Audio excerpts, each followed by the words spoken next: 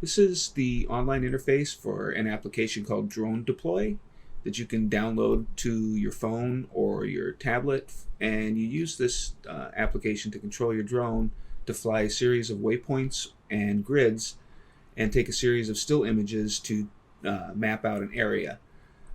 It's pretty cool technology, and I'm not going to go into any details this first run. I'm just going to kind of show you what grid pattern I set up and then show you some results and maybe do some further tutorials down the road. Again, this is my first time using it, so not a lot of technical details, me just poking around and seeing what it can do. Hope you like it. Let's go take a look. So let's go see how this mission actually flew. I can actually go into simulation mode.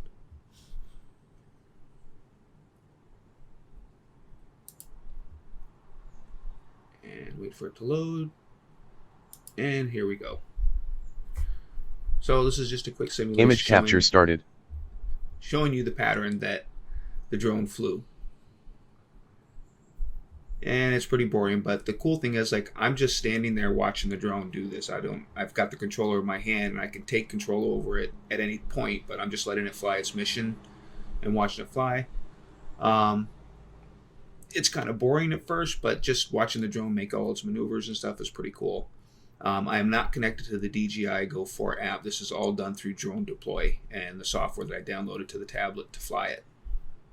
So that's enough of that. We can just go ahead and I'll click this and it'll say it's going to return to home.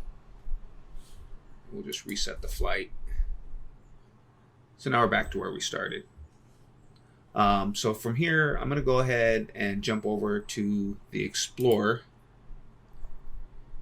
and jump to the final model that I created, because I've done 3 so far.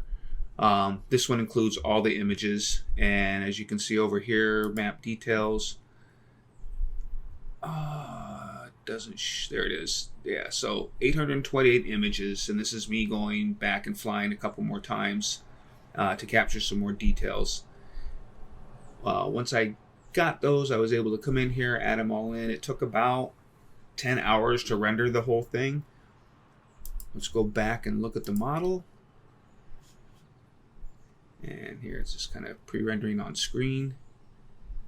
Let it finish. And as you can see, I can orbit around and look at everything. Again, it didn't, it only captured what it saw. So some of the trees are like cut in half. But I was more interested in the building views. So as I come down, you can see the lock. I got some pretty good detail on the stairs, the buildings. Let's see, come here, come down. Now I can run along the path of the canal and see both sides of the lock. So it does a pretty good job.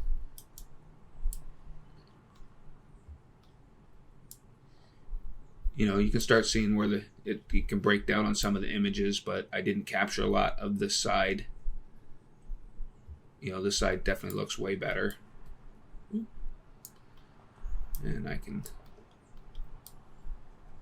go over to the main building here.